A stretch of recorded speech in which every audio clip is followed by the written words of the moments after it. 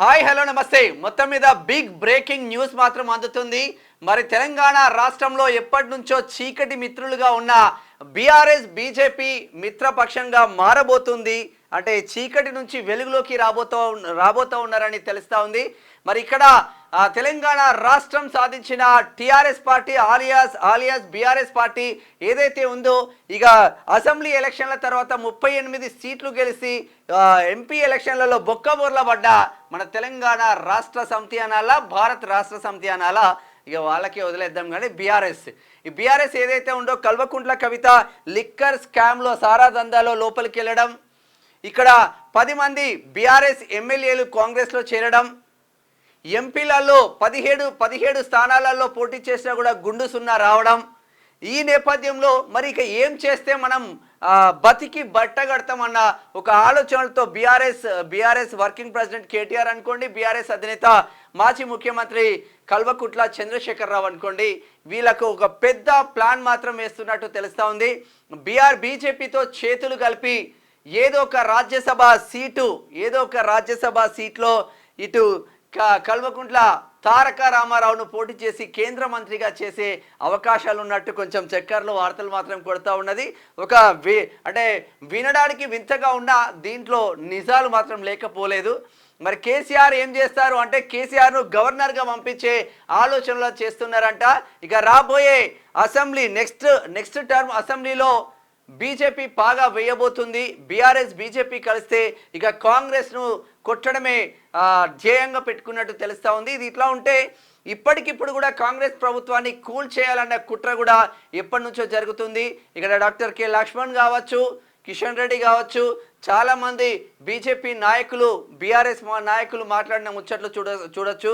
మీ ప్రభుత్వం ఎన్నేళ్ళు ఆగదు, మేమున్నాం, మేము కాల్ చేస్తామన్న కోణంలోనే చేసిన వ్యాఖ్యల నేపథ్యంలో ఇక 10 మంది బీఆర్ఎస్ ఎమ్మెల్యేలు కూడా కాంగ్రెస్కు జాయిన్ అయ్యారు. మరి 38 కాస్త 28కి అయింది. మరి 28 ఎమ్మెల్యేలు ప్లస్ 8 మంది బీజేపీ ఎమ్మెల్యేలు, మరి 36 మంది ఏమైనా చేసే ఆస్కారం ఉందా? మరి వెళ్ళిన 10 మంది ఎమ్మెల్యేలు బండ్ల కృష్ణమోహన్ రెడ్డి గద్వాల ఎమ్మెల్యే లాగా టీఆర్ఎస్ నుంచి కాంగ్రెస్ వేయండు, కాంగ్రెస్ నుంచి టీఆర్ఎస్కి వచ్చిండు, మళ్ళీ టీఆర్ఎస్ నుంచి మళ్ళీ కాంగ్రెస్ అంటున్నారు. మరి ఇట్లా ఏమైనా మిలాఖత్ అయ్యే అవకాశాలు ఉన్నాయంటే అవుననే సమాధానాలు మాత్రం వినిపిస్తూ ఉంది. ఇన్ని రోజులు చీకటి ఒప్పందంలో భాగంగా అనేక బిల్లులు పాస్ చేయించుకొని బిల్లులపై సంతకాలు పెట్టిన ఇక్కడ బీఆర్ఎస్, ఇక ఒప్పందం స్పష్టంగా బీజేపీ బీఆర్ఎస్ క్లబ్ అయి కలిస్తేనే ముందుకు వెళ్ళే ఆస్కారం ఉంటుంది. అటు బీజేపీకి ప్లస్, ఇటు బీఆర్ఎస్కు ప్లస్ అన్న కోణంలో ఉన్నది. కానీ మన దగ్గర ఉన్న విశ్వసనీయ సమాచారం మేరకు బీఆర్ఎస్ బీజేపీలో మెర్జ్ అయ్యే అవకాశాలు మాత్రం లేదు. ఎందుకంటే మెర్జ్ అయితే ఒక వేరే లెవెల్లో, అంటే ఇటు బీఆర్ఎస్ నష్టపోతుంది, బీజేపీ నష్టపోతుంది అన్న ఒక చర్చ అయితే జరుగుతుంది. మరి పొలిటికల్ ఈక్వేషన్లు ఎట్లా ఉంటాయో చూడాల్సిన అవసరం ఉంటుంది. మెర్జ్ కాకుండా దోస్తానా చేసేసి మనం ఒకటి మిలాఖాత్ అయిపోయి కంప్లీట్గా కేటీఆర్ను ముఖ్యమంత్రి కాకుండా అడ్డుకున్న ఇక్కడ కాంగ్రెస్ అనుకోండి, కాంగ్రెస్ అధికారంలోకి వచ్చింది కాబట్టి ఆయన కలలు పాపం కన్నీళ్ళుగానే మారిపోయినాయి. ముఖ్యమంత్రి కాలేదు, మరి కనీసం కేంద్ర మంత్రి అయినా బీజేపీతో మెర్జ్ అయితే కేంద్ర మంత్రి అయినా కావచ్చు అని భారీ స్కెచ్ చేస్తుంది. ఈ నేపథ్యం మొత్తం కల్వకుంట్ల కవిత చుట్టూ తిరుగుతుంది, ఎమ్మెల్సీ కల్వకుంట్ల కవిత చుట్టూ. వై? బికాజ్ అంటే ఇప్పటికే 150 రోజుల పైచిలుకు ఎమ్మెల్సీ కల్వకుంట్ల కవిత తిహార్ జైల్లో ఉన్న విషయం అందరికీ తెలిసిందే. అటు అరవింద్ కేజ్రీవాల్ కూడా ముఖ్యమంత్రిగా, ఢిల్లీ ముఖ్యమంత్రి అధినేత అరవింద్ కేజ్రీవాల్ కూడా జైల్లో ఉన్నారు ఇదే కేసులో. ఇక 17 నెలలు శిక్ష అనుభవించి 17 నెలలు జైల్లో ఉండి ఇటీవలే విడుదలైన ఆమ్ ఆద్మీ పార్టీ ముఖ్య నేత, ఢిల్లీ మాజీ డిప్యూటీ సీఎంగా ఉన్న మనీష్ సిసోడియా విడుదలైన నేపథ్యంలో ఇక ఎనలేని పాటలు పడతా ఉన్నారు కల్వకుంట్ల కవిత కోసం.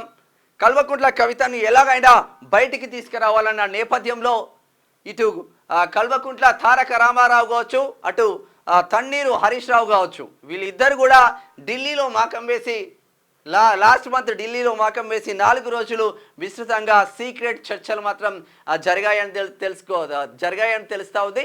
ఏది ఏమైనా బీఆర్ఎస్ బీజేపీ ఒక్కటవ్వబోతుంది. మెర్జ్ అవుతుందా లేదంటే స్నేహపూర్వకంగా పోటీ చేస్తారా? మెర్జై మళ్ళీ కాంగ్రెస్ ప్రభుత్వాన్ని పడగొట్టి కాంగ్రెస్లో ఉన్న ఎమ్మెల్యేలను ఇగ్గుకొని కాంగ్రెస్ ప్రభుత్వాన్ని పడగొట్టే ఏర్పాట్లు చేస్తూ ఉన్నారా? ఒకవేళ ఇలా చేస్తే మరి ఇక్కడే కేటీఆర్కు జబర్దస్త్గా ఉంటుంది మనం అనుకోవచ్చు. కాకపోతే ఇది ఇట్లా ఉంటే మిలాఖాత్ అయిన తర్వాత రాజ్యసభకు కేటీఆర్ను పంపించి కేంద్ర మంత్రిని చేయాలి. ఇక్కడ బీజేపీనే సీఎం పగ్గాలు చేపట్టాలన్న ఒక నేపథ్యం అయితే జరుగుతూ ఉంది, గుసగుసలు. కానీ కాంగ్రెస్ కూడా ఎప్పటికప్పుడు అలర్ట్గా ఉంది. ఢిల్లీ వెళ్ళిన ముఖ్యమంత్రి రేవంత్ రెడ్డి మాత్రం సంచలన వ్యాఖ్యలు చేసిండనే చెప్పుకోవచ్చు. సరే, ఆ గులాబీ బాస్ మదిలో ఏముంది, అటు మోదీ అమిత్ షా మదిలో ఏముంది? మరి బండి సంజయ్ లాస్ట్ వీక్ చేసిన వ్యాఖ్యలు ఒక్కసారి మీరు గమనించినట్లయితే బీఆర్ఎస్లో ఎవరైనా మంచోళ్ళు ఉన్నారంటే సిద్దిపేట ఎమ్మెల్యే హరీష్ రావు అని చెప్పిండు బండి సంజయ్. మరి బండి సంజయ్ ఏ కోణంలో చెప్పిండు? తనకు అంతో ఇంతో లీక్ లేకుండా చెప్పే ఆస్కారం లేదు కదా. ఒక కేంద్ర సహాయ మంత్రిగా ఉన్న బండి సంజయ్ అటువంటి వ్యాఖ్యలు చేస్తే నిప్పు లేనిదే పొగ రాదంటారు. మరి బీఆర్ఎస్ బీజేపీ మీలాఖాత్ అయితే ప్రజలకు ఏమైనా లాభం ఉందా? మరి ఇప్పటికీ నేను బీజేపీ కాదు అంటే ఎన్డీఏ పక్షం కాదు, ఇండియా పక్షం కాదు, నాది సపరేట్ పక్షం అని మమతా బెనర్జీ దగ్గరికి వేయండు, జార్ఖండ్ సీఎం దగ్గరికి వేయండు, ఛత్తీస్గఢ్ సీఎం దగ్గరికి వేయండు, అందరు సీఎం దగ్గరికి గతంలో వెళ్ళిన కేసీఆర్ ఇప్పుడు మరి అటు ఎన్డీఏ కాకుండా ఇటు ఇండియా కూటమి కాకుండా ఒంటరిగా మిగిలిపోయే ఆస్కారం ఉందా? ఒక్క సీటు గెలవకుండానే ఇక మేమే ప్రధానమంత్రి అని పోకిళ్ళు కొట్టిన ఈ కల్వకుంట్ల ఖాందానంతా ఇప్పుడు అంటే వీళ్ళ మేజర్గా స్కామ్స్ ఒకటి. మీరు కాళేశ్వరం పైన ఎంక్వైరీ జరుగుతుంది. ఒకవేళ కాళేశ్వరం పైన ఎంక్వైరీ జరిగినా కూడా కేంద్ర ప్రభుత్వం పర్ఫెక్ట్గా ఉంటే ఎంక్వైరీ అక్కడే ఆగిపోతుంది. ఇక ఫోన్ ట్యాపింగ్ విషయంలో ఎంత పెద్ద ఎత్తున ఎంక్వైరీ జరిగిందో అందరికీ తెలిసిందే. రెడ్ కార్నర్ నోటీసులు కూడా ఇచ్చిన పరిస్థితి. మరి ఇటువంటి రెడ్ కార్నర్ నోటీసులు ఇచ్చిన తర్వాత కూడా ఫోన్ ట్యాపింగ్ కేసు ఎక్కడ వేసిన గొంగడి అక్కడే పడిన సంద్రంగా మారింది. మరి నిజంగానే భార్య భర్తలు మాట్లాడుకున్న విషయాలు కూడా ఫోన్ ట్యాపింగ్లో వీళ్ళు విన్నారు. కేసీఆర్ అంటే వీళ్ళ దుర్మార్గాలపై ఇంకా జైలుకు పోయే ఆస్కారం ఉంది. ఇక కాళేశ్వరం ప్రాజెక్టు మొత్తం నీళ్ళ హరీష్ రావు పేరు కాళేశ్వరరావు అని పెట్టాలన్నారు మాజీ గవర్నర్ నరసింహన్. మరి అటువంటి ఈయన కాళేశ్వరంలో దోపిడీ చేసిన హరీష్ రావు కావచ్చు, కల్వకుంట్ల కుటుంబం కావచ్చు, దానిపైన ఎంక్వైరీ చేస్తే హరీష్ రావు లోపలికి వెళ్ళాలి. ఇక ఫోన్ ట్యాపింగ్ వ్యవహారంలో కేటీఆర్ లోపలికి వెళ్ళాలి. ఈ అడ్డగోలు వ్యవహారాలన్నీ విద్యుత్ పైన కమిషన్ వేస్తే భయమా అన్న మాజీ విద్యుత్ శాఖ మంత్రి జగదీష్ రెడ్డి మరి ఎందుకు భయపడుతున్నట్టు? అదే జరిగితే మాజీ ముఖ్యమంత్రి కేసీఆర్ కూడా జైలుకు పోయే ఆస్కారం ఉంది. అంటే ఒక్కొక్క శాఖలో అవినీతి పైన ఒక్కొక్క నాయకులు జైలుకు పోయే ఆస్కారం ఉంది. 3 శాఖలు విచారిస్తేనే 3 శాఖలలో కూడా ముగ్గురు, ఇటు కేటీఆర్ కావచ్చు, హరీష్ రావు కావచ్చు, ఇటు కేసీఆర్ కావచ్చు, జైలుకు పోయే అవకాశం ఉంది. మరి నిజంగానే ఆల్రెడీ ఇంకో శాఖ, ఇక పెద్ద శాఖ అది